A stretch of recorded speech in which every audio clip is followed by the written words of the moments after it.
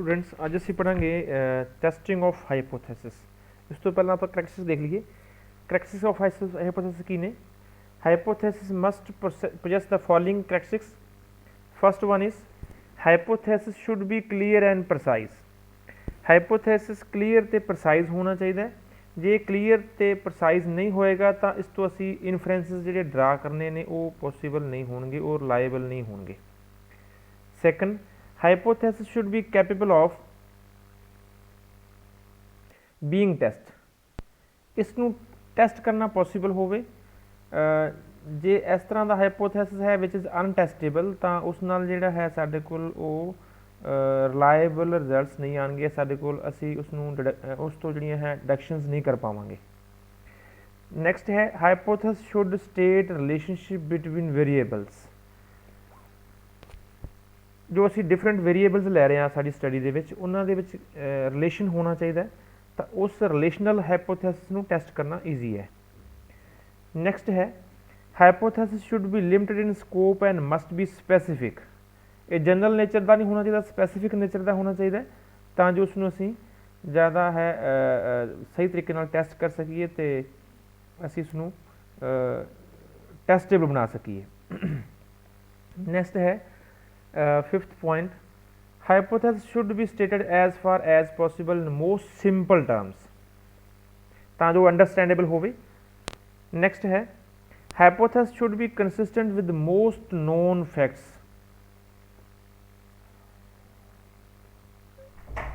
यानी कि असी इट शुड बी असी कह सकते हैं कि एक आदमी इसनू देख के जज कर सके कि एक्सेप्टेबल है कि नहीं। नैक्सट है hypothesis should be amenable to testing within a reasonable time. जो टेस्टिंग लिए टाइम है वो रीजनेबल होना चाहिए। इन्ना टाइम नहीं होना चाहिए कि उसनू लाइफ टाइम डाटा कलैक्टिंग वास्ते ही निकल जाए। नैक्सट है hypothesis must explain the facts that give rise to the need of explanation. तो की होना चाहिए कि hypothesis must actually explain what it claims to explain. It should have empirical reference. Hypothesis सानू क्लीयरली दसे कि असी की एक्सप्लेन करना चाहते हैं, कि असी जो प्रूव करना चाहते हैं, कि असी ओरिजिनल जिहड़ी है प्रॉब्लम तो असी की डिड्यूस करना चाहते हैं। नैक्सट है बेसिक कॉन्सैप्ट्स कंसरनिंग टेस्टिंग ऑफ हाइपोथेसिस। तो पहला असी पढ़ांगे इस दे विच नल हाइपोथेसिस ते अल्टरनेटिंग हाइपोथेसिस ये की हुंदे ने। मान लो असी किसी हाइपोथेसिस नूं किसी स्टडी दे विच दो मैथड ने, सपोज मैथड ए है एक मैथड बी है, तो इन्हां विचों किहड़ा सुपीरियर है। तो असी मन के चलते हैं suppose if we proceed on the assumption that both methods are equally good then this assumption is termed as null hypothesis. जे दोनों मैथड दोनों अल्टरनेटिव्स इक्वली गुड ने तो इस अजम्पशन को असी नल हाइपोथेसिस कहांगे। जां की हो सकता है असी मनते हैं कि suppose A is superior and B is inferior. तो असी ए की है B method is alternative of method A. तो असी कहांगे कि सपोज जे साडा नल हाइपोथेसिस एच नॉट है तो अल्टरनेटिव हाइपोथेसिस एच वन कहांगे। तो असी हाइपोथेसिस नल हाइपोथेसिस ते अल्टरनेटिव हाइपोथेसिस उन्हां चों किहड़ा सही है वो असी देखांगे। मान लो असी we want to test the hypothesis that the population mean is equal to the hypothesized mean mu naught. जो असी डाटा कलैक्ट किया पॉपुलेशन उसका मीन ते हाइपोथाइज्ड मीन जिहड़ा है वो दोनों इक्वल ने, असी प्रूव करना चाहते हैं। then we would say that null hypothesis the population mean is equal to the hypothesis mean 100। तो असी कहांगे कि mean population mean and hypothesis mean is equal to 100 दोनों सेम ने। मान लो साडा जिहड़ा रिजल्ट है रिजल्ट ड्रान असी जो मीन कैलकुलेट किया from the population from the given data तो वो साडा इस अजम्पशन नूं सपोर्ट नहीं करता, यानी कि उस ਨਲ ਹਾਈਪੋਥੈਸਿਸ ਨੂੰ ਸਪੋਰਟ ਨਹੀਂ ਕਰਦਾ, ਯਾਨੀ ਕਿ ਹਾਈਪੋਥੈਸਿਸ ਮੀਨ ਤੇ ਸਾਡਾ ਜਿਹੜਾ ਕੈਲਕੂਲੇਟਡ ਮੀਨ ਹੈ ਉਹ ਇਕੁਅਲ ਨਹੀਂ ਹੈਗੇ। ਇਹਦਾ ਮਤਲਬ ਇਹ ਗਲਤ ਹੈ, ਕੁਛ ਹੋਰ ਟਰੂ ਹੈ। ਤਾਂ ਅਸੀਂ ਇਸ ਨੂੰ ਰਿਜੈਕਟ ਕਰਕੇ ਕਿਸੇ ਹੋਰ ਹਾਈਪੋਥੈਸਿਸ, ਹੋਰ ਅਲਟਰਨੇਟਿਵ ਹਾਈਪੋਥੈਸਿਸ ਬਾਰੇ ਸੋਚਦੇ ਹਾਂ, that is called alternative hypothesis. ਤਾਂ ਅਸੀਂ ਮੰਨ ਰਹੇ ਹਾਂ ਕਿ suppose if H0 is not true then H1 is true, ਯਾਨੀ ਕਿ ਜੇ ਅਸੀਂ H0 ਨੂੰ ਰਿਜੈਕਟ ਕਰ ਰਹੇ ਹਾਂ ਤਾਂ H1 ਐਕਸੈਪਟ ਕਰ ਰਹੇ ਹਾਂ। If we are accepting H0 then we are rejecting H1, if we reject H0 then we are accepting H1। यानी कि जे मीन ट्रू नहीं है, पापूलेटेड मीन, पापूलेशन का मीन तो साडा हाइपोथेसिस मीन इक्वल नहीं है, तो असी मान रहे हैं कि अल्टरनेटिवली कुछ होर ट्रू है, तो that is hypothesis known as alternative hypothesis. असी सपोज H1 ए पापूलेशन का मीन तो साडा हाइपोथेसिस मीन जो है इक्वल नहीं है, it means alternative hypothesis that the population mean is not equal to 100, इस तो ज़्यादा होएगा या घट होएगा। जे ज़्यादा है तो असी कहांगे कि population mean is greater than 100, जे घट है ये H1, ये तीन अल्टरनेटिव हो सकते हैं H0 के, दोनों इक्वल नहीं है, दोनों मीन जिहड़ा कैलकुलेटेड मीन है फ्रॉम द पापूलेशन वो ग्रेटर दैन है हाइपोथेसिस मीन, ये H1 है। तो दूसरा की हो पॉसिबिलिटी हो सकती, तीसरी alternative hypothesis that the population mean is less than the 100, क्योंकि म्यू नोट असी 100 ले रहे हैं। The null hypothesis and alternative hypothesis are chosen before the sample is drawn.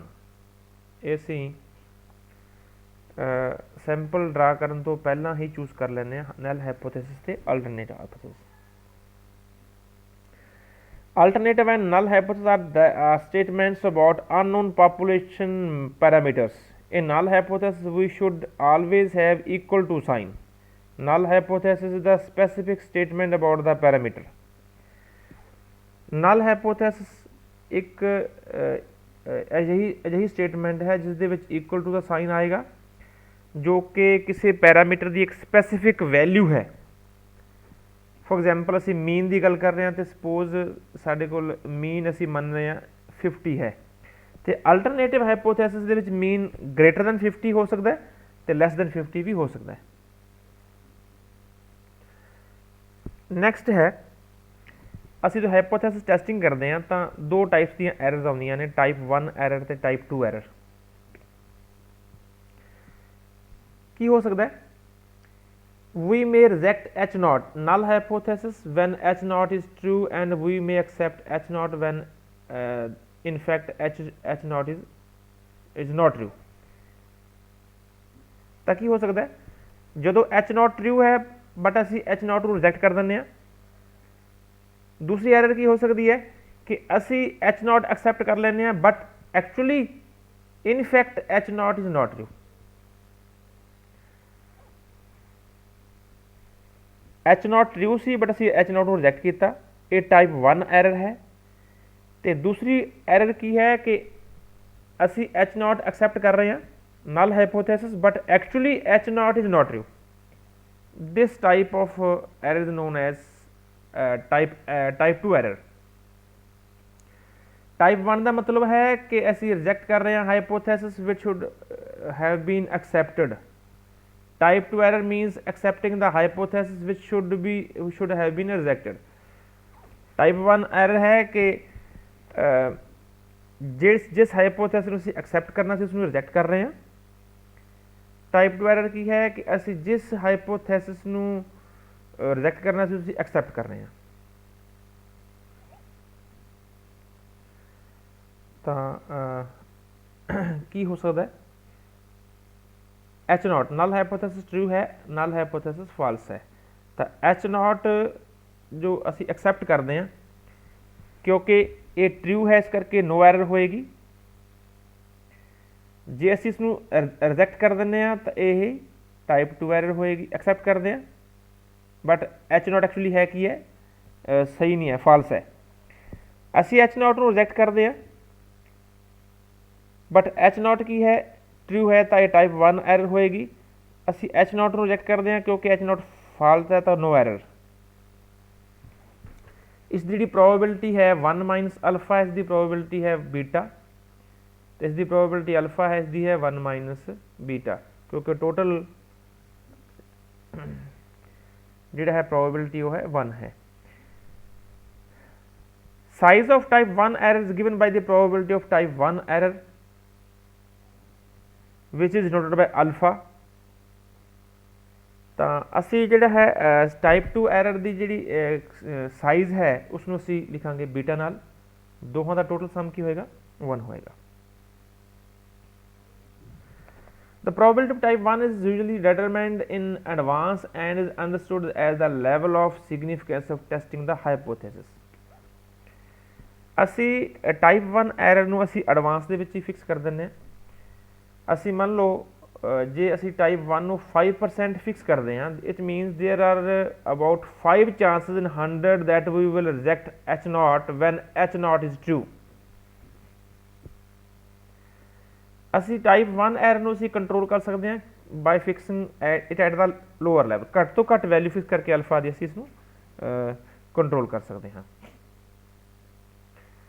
जे असी फिक्स करते हैं 1% तो यह मतलब है कि टाइप 1 एरर जी होएगी 0.01, क्योंकि 1/100 0.01 होंगे। परंतु जे साडे कोल फिक्स सैंपल है, साइज है, सपोज n है, तो जो असी टाइप 1 एरर ਨੂੰ ਅਸੀਂ रिड्यूस करने की कोशिश करते हैं तो probability of committing type 2 error increases, क्योंकि टोटल 1 ਜਿਹੜਾ है टोटल सम है दोनों एरर का वो 1 है। जे असी टाइप 1 एरर रिड्यूस करांगे तो टाइप 2 एरर आटोमैटिकली इनक्रीज होएगी। असी दोनों टाइप ਦੀਆਂ एरर्स ਨੂੰ साइमल्टेनियसली रिड्यूस नहीं कर सकते। There is a trade-off between two types of error, which means the probability of making one type of error can only be reduced if we are willing to increase the probability of making the other type of error। To deal with this trade-off business situations, the decision maker decide the appropriate level of type 1 error by examining the cost and penalties attached to both types of errors। क्योंकि total जी error है 100% है, if alpha is fixed at lower levels then beta will be at higher levels। Testing of hypothesis, असी एक hypothesis दिता है H0 तो alternative hypothesis है H1, तो असी एक रूल बनाने हैं which is known as decision rule, according to which we accept H0। जो असी H0 एक्सैप्ट करांगे तो असी H1 रिजेक्ट करांगे, ਜਾਂ ਅਸੀਂ H0 रिजेक्ट करांगे तो उसका अल्टरनेटिव हाइपोथेसिस H1 ਅਸੀਂ एक्सैप्ट करांगे। For example, suppose we want to examine that the mean age of people in a city is 40 years। in order to conduct the hypothesis testing we need to a bit more specific if we wish to examine that। ਅਸੀਂ किसी city ਵਿੱਚ ਇਹ check ਕਰਨਾ ਚਾਹੁੰਦੇ ਹਾਂ ਕਿ mean as 40 year है, तो ਅਸੀਂ हो मोर स्पैसीफिकली की देखते हैं, the mean age of people in a city is 40 years or not, or 40 year है या नहीं, ਜਾਂ ਕੀ ਦੇਖਾਂਗੇ, ਜਾਂ ਦੇਖਾਂਗੇ the mean of age of population people in the city is 40 years or higher, और तीसरे देखेंगे the mean age of population city is 40 years or lower. ਤਿੰਨ ਨੇ H0 is equal to H1 पहला, यानी कि असी जिहड़ा साडा मीन है वो 40 नहीं है, मीन 40 तो अबव है, मीन 40 तो बिलो है। साडा जिहड़ा मीन है H0 का यानी कि पॉपुलेशन का वो साडा है 40।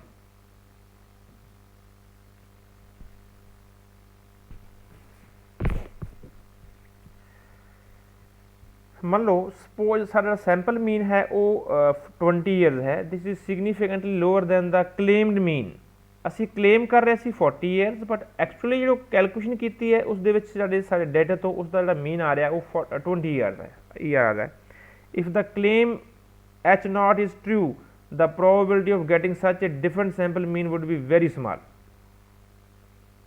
Getting a sample mean of 20 is very unlikely ਤਾਂ 40 ਦੇ ਬਹੁਤ ਨੇੜੇ ਨੇੜੇ ਨੇੜੇ ਤੇੜੇ ਆਉਣਾ ਚਾਹੀਦਾ ਸੀ ਜੇਕਰ ਐਚ ਨਾਟ ਇਜ਼ ਟਰੂ, ਜੋ ਸਾਡਾ ਕਲੇਮ ਟਰੂ ਹੈ।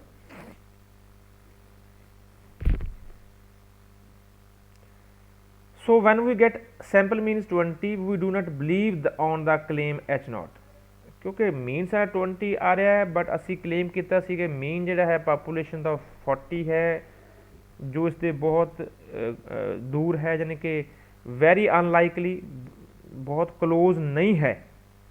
तो असी इसनूं की करांगे, असी साडे जिहड़ा साडा है वो एच नॉट रिजेक्ट करांगे। If sample mean is close to assume mean H naught is accepted.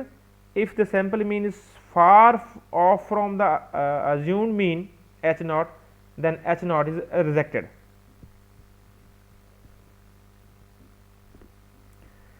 इस केस ਦੇ ਵਿੱਚ ਜਿਹੜਾ ਸਾਡਾ सैंपल मीन है 20 है which is far away from 40, तो ਇਹਦਾ मतलब है ਅਸੀਂ h naught रिजेक्ट करांगे। तो एच नॉट ਨੂੰ ਅਸੀਂ ਕਦੋਂ ਰਿਜੈਕਟ ਕਰਾਂਗੇ, ਕਿੰਨੀ ਦੂਰ ਹੋਣਾ ਚਾਹੀਦਾ ਹੈ। ਜੇ ਸਾਡਾ ਸੈਂਪਲ ਮੀਨ ਹੈ ਉਹ ਅਜ਼ਿਊਮ ਮੀਨ ਤੋਂ ਕਿੰਨੀ ਦੂਰ ਹੋਵੇ ਤਾਂ ਜੋ ਅਸੀਂ ਐਚ ਨॉट ਨੂੰ ਰਿਜੈਕਟ ਕਰ ਸਕੀਏ। The concept of critical value is used to decide on this critical value. Critical value ਕੀ ਹੁੰਦੀ ਹੈ, ਇਹ ਕ੍ਰਿਟੀਕਲ ਵੈਲਿਊ ਆਪਾਂ ਨੈਕਸਟ ਪੜਾਂਗੇ। In a hypothesis test we initially assume that null hypothesis is true and we proceed to try to reject null hypothesis using sample। ਅਸੀਂ starting ਦੇ ਵਿੱਚ ਹਾਈਪੋਥੈਸਿਸ testing ਦੇ ਵਿੱਚ ਸਟਾਰਟਿੰਗ ਦੇ ਵਿੱਚ ਇਹ ਮੰਨ ਕੇ ਚੱਲਦੇ ਹਾਂ ਕਿ ਸਾਡਾ ਜਿਹੜਾ ਨਲ ਹਾਈਪੋਥੈਸਿਸ ਟਰੂ ਹੈ, ਤੇ ਅਸੀਂ ਉਸ ਨੂੰ on the basis of data and calculations we try to reject the null hypothesis using sample। तो स्टूडेंट्स ये थोड़ा इनिशियल असी पढ़िया how to test a hypothesis. तो साडे कोल नल हाइपोथेसिस अल्टरनेटिव हाइपोथेसिस हो गया, एरर्स इन हाइपोथेसिस हो गई टाइप 1 एंड टाइप 2 एरर्स। तो नेक्स्ट असी पढ़ांगे tests, different tests to test hypothesis test, hypothesis testing, parametric and non parametric. Thank you.